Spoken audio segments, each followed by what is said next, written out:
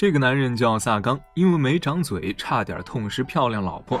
事情还得从几天前说起，一名红发少女被熟人带到了森林里，没想到对方竟然是伪装成熟人魔术师，并打算把她的脸活生生剥下来做祭品。结果因为声音太大，引来了这片领地的真主人萨冈。这个魔术师看到萨冈顿时慌了，立刻表示他们都是魔术师同行，自己可以把研究成果分享给萨冈。然而萨冈对于需要剥皮的研究不感兴趣，但因为手劲儿太大，当着红发少女的面捏碎了魔术师的脑袋，直接把人给吓晕了过去。他赶紧用回溯魔术伪装成什么都没发生过的样子，没想到少女竟然是教会的人，教会和魔术师是出了名的死敌。萨冈本打算把少女扔回大街上，此时好友巴尔杀了出来。巴尔觉得他们魔术师为达目的不择手段，萨冈这样放着好好的素材不要的魔术师着实异于常人。要知道他们魔术师可是能够操控生命的存在，活1000年不是问题。巴尔顺便还给萨冈带来了消息，有一位魔王去世了。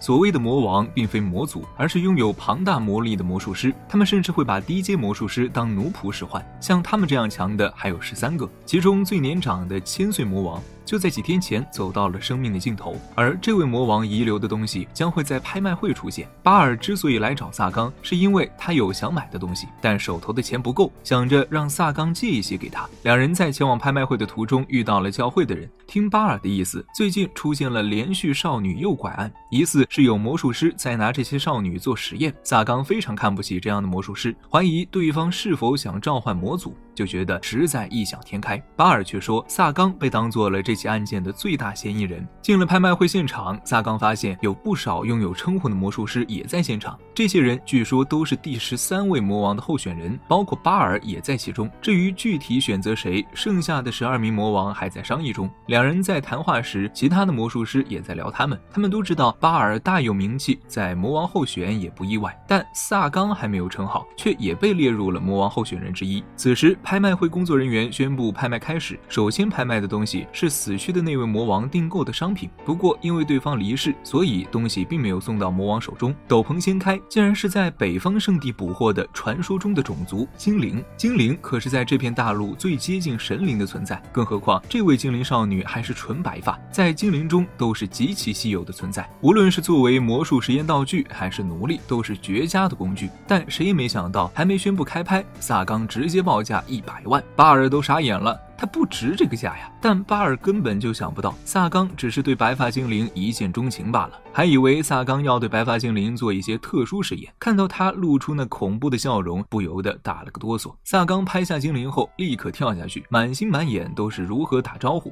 可惜他还是少看了说话的艺术，被工作人员告知精灵的魔力很强，他们并不知道如何解开禁锢，而且解开后对方有可能逃跑。但萨冈想问精灵嗓子有没有受伤，能不能说话，结果开口就是他要是发不出美妙的声音，我可就头疼了。颇为鬼畜的发言让众人瑟瑟发抖。谁能想到几分钟前他还在说女人最麻烦了，结果到拍卖会就一见钟情了呢。萨冈把精灵少女聂菲带回了城堡，满脑子都是要如何搭话。然而家里看起来实在太像刑场，萨冈十分懊悔，早知道就先打扫一下了。没想到聂菲却先开口说话，问他会用怎样的方式杀死自己，他想做好等待死亡的准备。萨冈顿时着急，站起来就说聂菲要是死了，自己无法接受。然而聂菲的目光落到旁边的刑具上，原来是不打算让他死个痛快呀。萨冈慌了，又不好说那是城堡前主人的东西，他只是嫌麻烦，所以就没收拾。于是率先做了一个自我介绍，并表示自己没有折磨人的癖好。也是这时萨冈才得知聂菲并没有姓氏，但不论怎样，这个名字都太可爱了。聂菲说他是被族群诅咒的孩子，并想歪了，以为萨冈需要得知他是否是纯洁的祭品。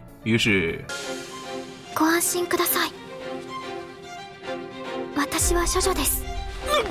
聂菲询问萨冈为何要买自己，萨冈又不好意思说自己是一见钟情，因为那听起来实在像个变态。但一想到会和聂菲同处一个屋檐下，萨冈就心跳加速，非常紧张，但还是强行冷静下来，要让他选个房间。聂菲不理解他为什么要这么做，萨冈反应过来，聂菲应该是被灌输了奴隶可以随时被决定生命的思想，再加上他说自己是被诅咒的孩子，应当是没有可以回去的地方了，和当初的自己非常相像。于是萨冈告诉聂菲自己需要他，让他不要把死亡挂在嘴边，要求聂飞为了自己好好活下去。给聂飞选房间的时候，也想着要风景好，还问他害不害怕高处。结果聂飞以为要被挂起来拷问，萨冈带着他上楼，为了防止他摔跤，成功的拉上了小手，内心窃喜，还有些不好意思。结果房门打开，竟然是个断头台，萨冈赶紧关上门，直接放出攻击魔术炸了断头台。聂飞震惊，他还是第一次看到攻击性如此强的魔术。不过聂飞看着远处的月亮，却决定住在被轰炸过的房间里，因为这是萨冈替他选的。虽说选择了那个被轰炸的房间，但那里目前实在住不了人，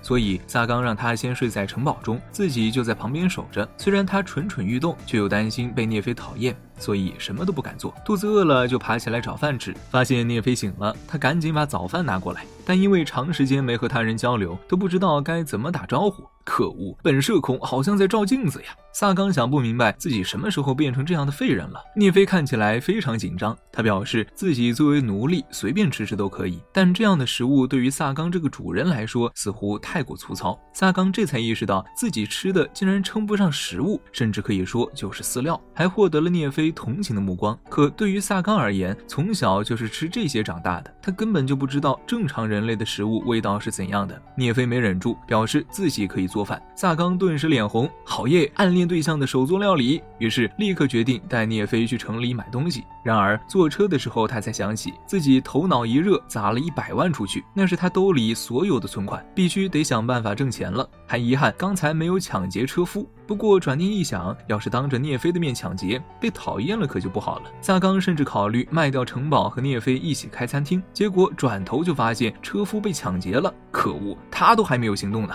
尤其是在看到聂飞十分恐惧的模样，萨冈怀疑聂飞当初就是被这么抢去当奴隶的，所以把聂飞护在身后，轻轻松松解决了这群强盗。只是没想到对方竟然还雇佣了魔术师。魔术师觉得萨冈这个同行在没有任何利益的情况下出手太离谱了，遗憾的是他也不是萨冈的对手，瞬间被抢夺了魔术阵的控制权，还被萨冈顺手挫骨扬灰了。盗贼们见状哪里还敢逗留，直接掉头就跑。萨冈理所当然地告诉聂飞，盗贼就是一群不值一提的小喽啰，本意是不想让聂飞害怕，但聂飞却吐槽，都抢劫车队了还算小喽啰吗？此话逗笑了被救下来的车队众人。车夫感慨魔术师中也有好人，并拿出了一部分钱想雇佣萨冈作为护卫护送他们。萨冈震惊，原来钱这么好赚的呀。不过作为最大的坏人好像就是他这类的魔术师，但萨冈此前也解决过一些坏事，这还是第一次被这样感谢。萨冈觉得这一定是聂飞在身边的功劳。路上聂飞问萨冈为什么要帮他们，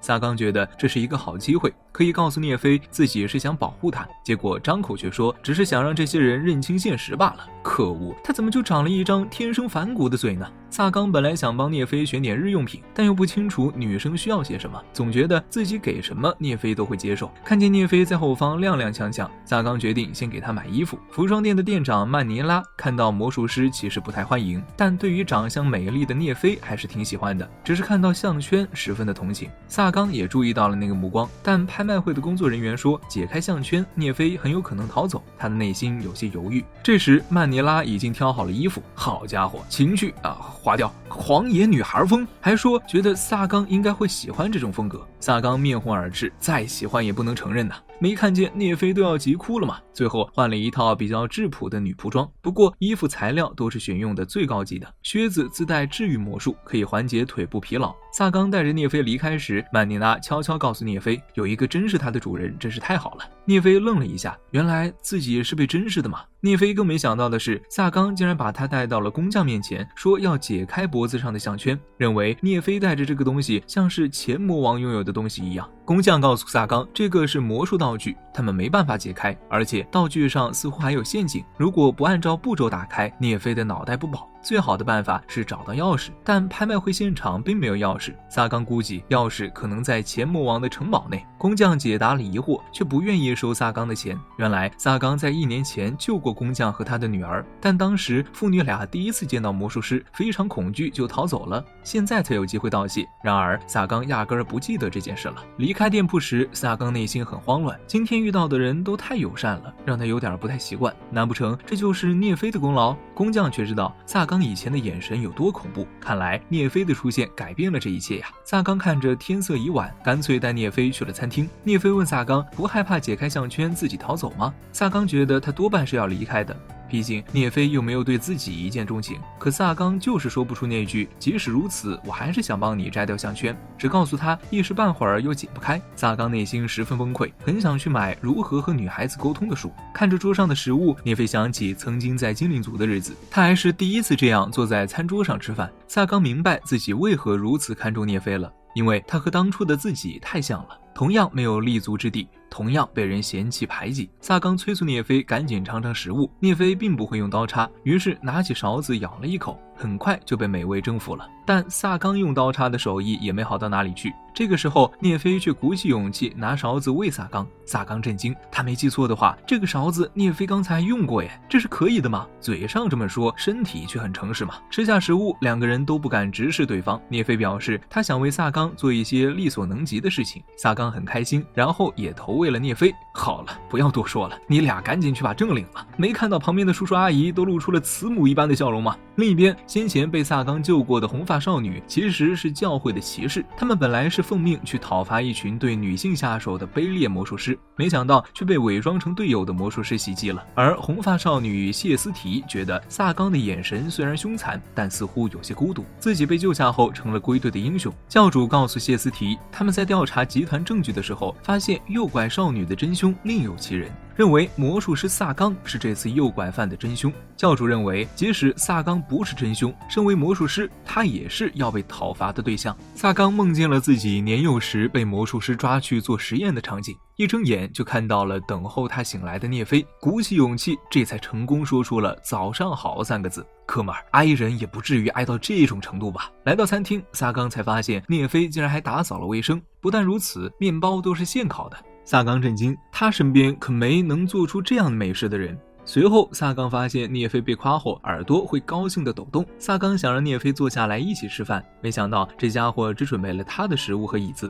萨冈决定分他一半，还让聂飞坐在自己腿上，说完他就不好意思的脸红了。聂飞表示这样太没礼貌了，可萨冈脑子还没转过来，嘴先脱口而出，我说可以就可以，坐下。于是聂飞真就坐下了。萨冈一边投喂他，一边不好意思，还让聂飞下次记得准备自己那一份。不过他内心并不介意继续这么吃就是了。这个时候聂飞还喂他喝了汤，哈哈，大早上就吃了顿狗粮，饱饱的。聂飞打扫卫生的时候发现萨冈在研究魔术，他体内虽然有庞大的魔力，却并不会使用魔术。于是萨冈便给聂飞解释了魔术的构成。魔术只需要体内有魔术，并且会构成魔术阵就能使用，但魔术阵的强度会根据魔术回路决定。如果太简单的魔术阵，很容易被敌方的魔术师夺取。聂飞好奇能否在魔术阵中间再穿插回路，萨冈说不可能，因为就相当于在魔术中再穿插另一个魔术，很容易导致魔力失控，除非操控者对魔力有精准的把握。如果能做到这一点，那任何魔术都对这个人无用了，可以说是理论上的最强魔术师。因为这个可能性太小，几乎没有人研究这方面的魔术。不过萨冈就是这极少数人之一。为了魔术不被他人夺走，萨冈还在书库内布置了大量的陷阱。聂飞得知这些陷阱并不对自己作用，内心十分的窃喜。不过他很好奇，萨冈追求极致的魔道目标究竟是什么？萨冈愣了一下，都不排斥回答这个问题。在他看来，学魔术就是为了生存，因为他小时候过得还挺惨，一度被魔术师抓去当祭品。不过在对方动手杀害他之前，萨冈先完成了反杀，并且意识到想要活下去必须获得绝对的力量。他的追求也很简单，就是不老不死。聂飞说自己并没有远大的想法。萨冈本来想教他魔术，却察觉到有人入侵自己的领地，于是让聂飞先去准备晚餐。此时谢思提已经带着圣骑士打破了结界。萨冈发现谢思提手上拿着的是12圣剑之一，这12把圣剑曾经消灭过魔族之王，没想到却在一个小姑娘手里，而且这人好像还是自己之前救下的，早知道就不这么轻易放过他了。另外3个骑士冲上来想攻击萨冈，结果被萨冈轻松放倒，并且威胁谢思提不要贸然动手，不然就踩爆他们的脑袋。谢思提以为萨冈是在戏弄手下败将，萨冈却说他需要这些人传递恐惧，毕竟杀了他们4个，教会只会知道有4人死亡，而他需要这些人回去亲口说出自己的恐怖之处。谢斯提却判断他在说谎。是的，萨冈是担心聂飞看到城堡附近的尸体会害怕，所以才没有干脆解决。于是谢斯提直接发动攻击，不过萨冈并没有还手，毕竟谢斯提的力量不值一提，再加上他和聂飞年纪相仿，萨冈也不好下手。谢斯提更加难过，因为萨冈救过他，为什么这样的人却会沾染魔术呢？要知道，这种力量的存在会让人们饱受欺凌和折磨。被萨冈吐槽，他圣骑士的力量不也会杀死弱小的魔术师吗？而且这世上多的是不是魔术师也活不下去的人，把这些人踩在脚底下吸血吃肉的家伙，怎么好意思审判魔术师呢？不过萨冈还是低估了谢斯提拿着圣剑的力量，很快就被对方反将了一军。谢斯提却低声告诉萨冈，他可以假装在这里被自己杀死，毕竟只要萨冈还活着，就会是教会的目标，到时候教会一定会派更加强大的圣骑士来攻打萨冈。如果萨冈假装死亡隐退当个普通人，或许还能安稳地过一生，因为谢斯提还记得萨冈救自己的恩情，而且萨冈没对3个骑士下死手，眼中还有些许怜悯。萨冈知道圣骑士包庇魔术师，罪行非常严重。谢斯提说这句话一定是下了极大的决心，但自己不能逃走，因为聂飞会遭受攻击。结果没想到，这时聂飞察觉到不对，冲了出来。旁边的骑士想攻击聂飞，萨冈为聂飞挡下了伤害。这一幕却激怒了聂飞，他抬手就召唤出大量藤蔓，差一点就将骑士活活勒死。幸亏萨冈及时阻止，但聂飞似乎很恐惧自己的这份力量。谢斯提对于牵扯进无关人员很抱歉。萨冈好奇聂飞那股力量是怎么回事，聂飞说那不是魔力。为了不让聂飞产生别的想法，萨冈赶紧解释，聂飞不论怎样都是聂飞。聂飞听到这话有些高兴，但又担心萨冈会觉得他很可怕。萨冈表示他没见过这份力量，倒是挺感兴趣。聂飞犹豫了一下才说，自己用的力量似乎是被称为魔法的存在。魔术和魔法之间是有区别的，魔术相当于科学类，需要了解各类理论和定义才能使用，但魔法只需要祈祷便可干涉万物，是超越人类理解范围的奇迹。但这股力量并不是所有精灵都能使用，所以聂飞才是被诅咒的孩子。精灵一族也很少有天生白发的孩子，一直以来聂飞都不被当作族人看待，直到精灵一族遭到袭击，族长却要求他用那份力量来保护族群。聂飞觉得3观都要碎了，于是不做任何抵抗被抓走了，并且眼睁睁地看着族人被屠戮带走。毕竟精灵族的尸体也很值钱，而看到这一副场景的聂飞内心竟然觉得他们是活该的，甚至还笑了出来。可当他回过神，才意识到自己的想法有多恐怖，所以之后不再敢表露情绪。没想到萨冈不但不厌恶，还说如果自己是聂飞，会把侵略者以及村民全部一起杀掉。开玩笑，萨冈可是魔术师，在他看来，拥有力量是能活下去的标配。村民既没有本事，又要对聂飞指指点点，活不下去关聂飞什么事？又不是他杀的村民。对于那些说弱小的人难道就不配活下去的人类，萨冈觉得这些人就是在温室里长大，活得有点太快乐了。他是从底层摸爬滚打长大的，为了不沦为别人手里惨死的亡魂，他才会努力学习魔术，疯狂变强。而他现在需要聂飞，聂飞顿时泣不成声。聂飞大哭一场后，发现萨冈手上的伤好了，估摸着这应该也是魔法的力量。没想到晚上的时候，聂飞有些不好意思地抱着枕头找了过来，说是想跟他一起睡，这谁顶得住？萨冈以为他是要酱尿尿，结果人家只说城堡里只有1张床，担心萨冈每天做着腰肌劳损，这才邀请大被同眠。萨冈泪目，太纯情了。But 这里是节节中枢，他得坐镇。没想到聂飞竟然让他吸枕，萨冈暗爽，就是视线不知道落在哪，毕竟一抬头就是泰山压顶啊。聂飞表示想为萨冈做些什么，萨冈却说他做的已经够多了，还问聂飞想不想学魔术，毕竟他看起来不太会掌控魔法，虽然不能保证可以驾驭魔术，但自保应该没问题。聂飞表示他想保护萨冈，萨冈欣慰，但希望他能更在意自身，于是就把聂飞收做徒弟。聂飞说萨冈之前救人被说不同情弱者，那个时候应该很难过吧。聂飞一把抱住他，说萨冈一点都不冷漠，他给了自己很多关照。萨冈差点被感动得落泪，这种好日子希望能持续一辈子呀。第二天，闻讯而来的巴尔看到萨冈还活着，很是惊讶，毕竟教会可是连圣剑少女都派出来了。更令他没想到的是，聂飞也还活着，不是说好要拿他当活祭品吗？萨冈表示他已经收聂飞为徒弟。巴尔以为是需要精灵共同施展的魔术，还好奇他们打败圣剑少女是否用了这份力量，这才导致外面的惨状。问萨冈是不是盯上了魔王之位。萨冈确实需要魔王城堡里的钥匙，而且要是当上魔王，应该没人敢对聂飞下手了，所以他干脆的承认了。不过他也知道自己才学魔术10年，候选人中也有很多厉害的魔术师，论知识和经验自己都比不过他们，但只要活着总会有希望。巴尔却觉得萨冈对聂飞产生了感情。萨冈反问，重视徒弟有什么问题吗？巴尔说他还残留着人类的感情。聂飞认为两人应当是朋友，毕竟聊天时萨冈看起来还挺开心，不过萨冈本人不愿意承认而已。之后的一段时间，萨冈都在指导聂飞学习魔术，同时打理起家中的卫生。两人独处的时光非常开心，聂飞的感情也变得丰富了起来。但魔法仍旧难以控制，不过魔术已经有所进展了，剩下的就是取得项圈的钥匙了。聂飞来城堡的半个月后，萨冈收到了另外12位魔王的邀请函，前往前魔王的城堡，发现12位魔王都在等他。萨冈发现这些人身上的魔力非常恐怖，众人言语中似乎把他当作最年轻的魔王继承人了，并且还召唤出了第13位魔王的文章，问萨冈是否愿意继承文章，成为第13位魔王。萨冈疑惑，在他看来，比自己强大的魔术师比比皆是，为何12人选中了自己？12位魔王却说，萨冈确实弱小，但那些魔术师没有一个人可以杀死他，因为萨冈刚觉醒魔术师杀死的那位魔术师实力可非同一般，但萨冈不但反杀，还把他所有的智慧收入囊中。8岁就能反杀强大魔术师，和萨冈过目不忘的天赋有绝对的关联，因为他一眼就能看穿魔术的构成，绝对的魔术天赋和才能。只要萨冈想荣登魔王之位，只会是时间问题。12位魔王认为萨冈早晚会成为魔术史上最强的存在，所以即使他现在还很弱小，他们仍然愿意选择萨冈。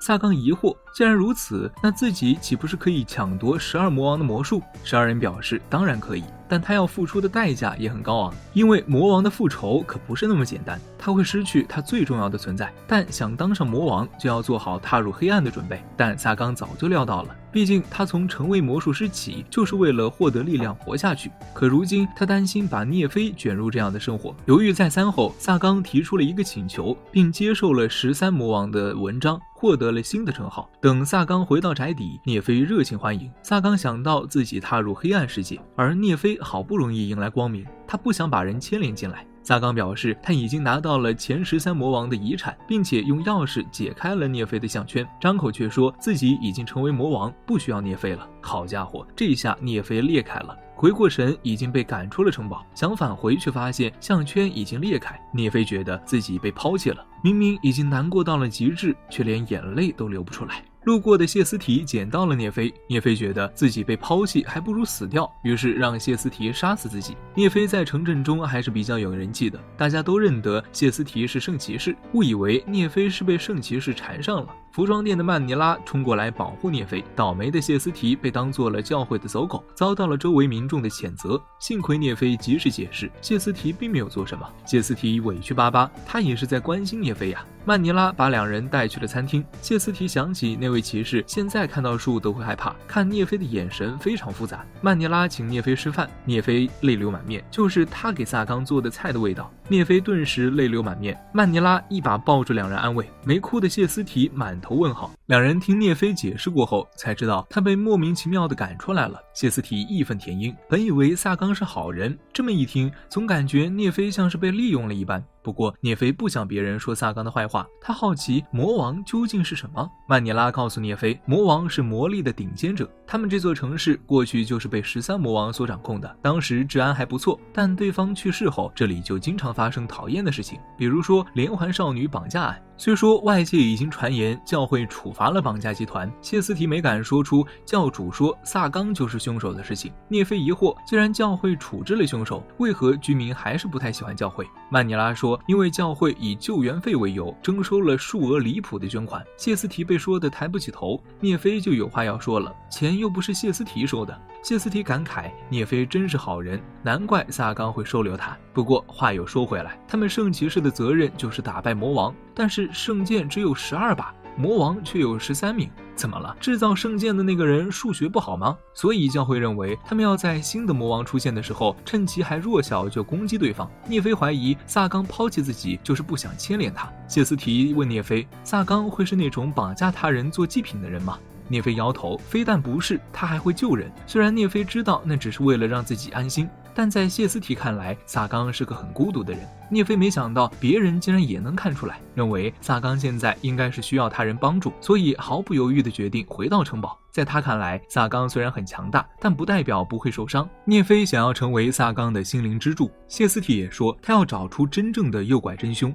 这样萨冈就可以少背点锅。曼尼拉也鼓励两人有困难可以找自己，毕竟他们已经是朋友了。聂飞他第一次交到朋友，十分开心。就在三人嬉笑打闹的时候，骑士团的三八嘎找了过来，可谁也没想到魔术师盯上了他们。千钧一发之际，聂飞把曼尼拉推了出去，自己和谢斯提则被魔术卷走了。萨冈本以为聂飞在镇上人气很高，即使离开自己也能过上很好的生活，没成想骑士团三笨蛋找了过来，希望萨冈能够放过谢斯提，还说谢斯提为了洗清萨冈的冤屈，不惜和教会的上层作对。幸亏这个时候曼尼拉赶了过来，并直接告诉萨冈，聂飞和谢斯提被魔术师带走了。萨冈担心自己出手等于对魔术界宣布聂飞是他的人，曼尼拉却斥责他为什么要犹豫，还说聂飞一直想回到他身边陪伴他。此刻萨冈终于想明白了，作为魔术师，最重要的是自己的利益，他要让所有人知道聂飞是他的所有物，任何人胆敢出手都要付出血的代价。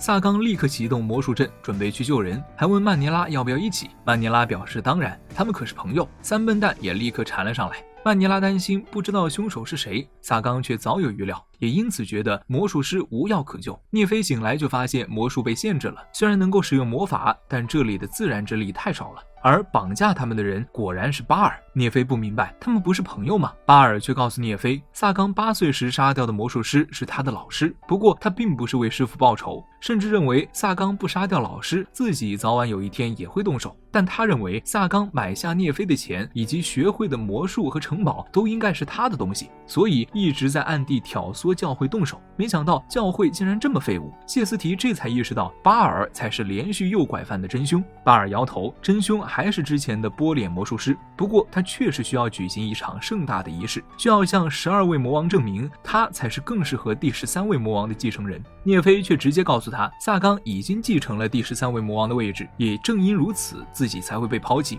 一句话把巴尔干破防了，萨冈不但抢他家产，抢他智慧，现在连魔王继承人的位置都要抢了。他直接把聂飞拽到了魔术阵前，准备拿他当祭品，只要完成了这个仪式，他连魔王都不用害怕了。谢斯提想要救下聂飞，但巴尔却说聂飞才是最适合的工具。聂飞意识到他以前都是被当作工具称呼，只有萨冈从未这样称呼过他，所以他说什么都要回到萨冈身边，不管对方如何驱赶自己，他都要赖在那座城堡里，继续为萨冈做饭，给他吸枕。这些事不是只有他能做，将来或许会出现更加珍重萨冈的人，但他不想再让萨冈孤单一人了，他也绝不会让除萨冈以外的人触碰自己。巴尔想动手，被赶到现场的萨冈打断了。巴尔不明白萨冈什么时候发现他不对劲的。萨冈说那个波脸魔术师根本不可能打破他的结界，这么多年来也就只有巴尔能够随意进出他的地盘，再加上巴尔的称号可是炼狱，转移和召唤都是巴尔的特长，再加上谢斯提和波脸魔术师出现的魔力波动都和巴尔出现时反应一样，他又不是傻子，当然能察觉到。萨冈不在意他为什么憎恨自己，但是巴尔竟然敢让聂飞受伤，先断手再打膝盖，巴尔当场扑街。萨冈赶紧上前给聂飞解开锁链，聂飞根本不在意自己的伤势，认为萨冈的内心受的伤更严重，他不想让萨冈再孤身一人。旁边的巴尔再度破防，真把我当你们 play 中的一环啊。然而不管他释放多少个魔术阵，都在瞬间被瓦解崩坏了。聂飞不明白发生了什么，萨冈提醒他之前说的最强魔术师理论，其实可以在对方使用魔术的瞬间，自己甩出相同的魔术重叠起来，就能破解对方的魔术。某种程度上来说，萨冈半只脚踏入无敌状态了。巴尔以为这也是他师父留下的遗产，萨冈却告诉他不可能，他老师要真有这本事就不会死了。萨冈第一次使用魔术是8岁，虽然看懂了魔术阵的构成，但是根本无法复制，只是被抓住时急中生智，误打误撞甩出了相同的魔术，2个魔术阵撞在一起，巴尔的老师才当场归西。巴尔一听这拉仇恨呐，立刻放出铺天盖地的魔术阵，结果还是被瞬间瓦解。要知道这里面还有许多萨冈没有见过的魔术，萨冈表示，只要抓准时机，外行人也能做到。研究魔术当然是要精益求精了，毕竟萨冈看书又不是只看，还会写论文的。卷王可怕得很。自从萨冈开始研究后，就再也没有出过门，就连孤儿巷都没有回去过。当时只有巴尔会缠着他讲话，即使自己不高兴，对方也会死缠烂打，还带着他喝酒胡闹。巴尔表示，他只是好奇萨冈这样的小鬼到底做了什么而已。他这才发现萨冈竟然吞噬掉了他的魔术。萨冈点头赞同，表示挺符合他的行为，顺便告诉巴尔，他继承魔王之位后获得的称呼是魔术师杀手。嗨，没办法，天赋克制魔术师啊！被打飞出去的巴尔终于意识到了，魔术师本来就能篡改肉体强度，这哥们儿天赋超级加倍，他还打个锤子呀！巴尔表示他以后绝不会再出现了，但萨冈似乎没打算放过他，最后只得搬出友情券，被萨冈一拳警告：咱们魔术师真的有朋友这个概念吗？不过他并没有真的下手，只是把巴尔吓了个半死，还告诉他自己只是开玩笑，毕竟他留着巴尔还能骗酒喝。巴尔气急败坏，说自己绝对会杀了萨冈。萨冈并不在意，只说他输了就带酒来。巴尔不明白他作为魔术师为何不铲除异己。萨冈表示，他可是魔王哎，为什么非要所有的事情都遵守规则？他只是想让聂飞活在阳光之下。既然如此，他只需要将所有人掌控在手里即可。巴尔不爽，可以先打赢他再说。也是，不傲慢怎么可能会成为魔王呢？原本以为到这里就和解了，结果萨冈刚才打得太狠，一拳把魔术阵给干碎了。这下好了，竟然真的把魔族召唤了过来。魔族在大陆上只存在于古老的传说中，据说这是一个真实存在的种族，只是随着时间流逝而逐渐消失。但他们用的魔术文章以及教会的文章都是在魔族时代由神或者恶魔留下的文字，召唤出来的魔族直接吓晕了歇斯提。萨冈却认出这玩意儿不是完全体，因为没有完整的活祭品。但即使如此，这东西的威压还是让他感到恐惧，甚至比面对12魔王还要恐怖。这是谁也没想到，这个影子魔族竟然向萨冈单膝下跪臣服了。萨冈一看文章在发光，就疑惑自己究竟继承了什么。他让影子赶紧从这里消失。影子，哥们儿，你神经病吧？但面对命令，他还是含泪消失了。不过在影子消失之后，洞窟也承受不住压力崩塌。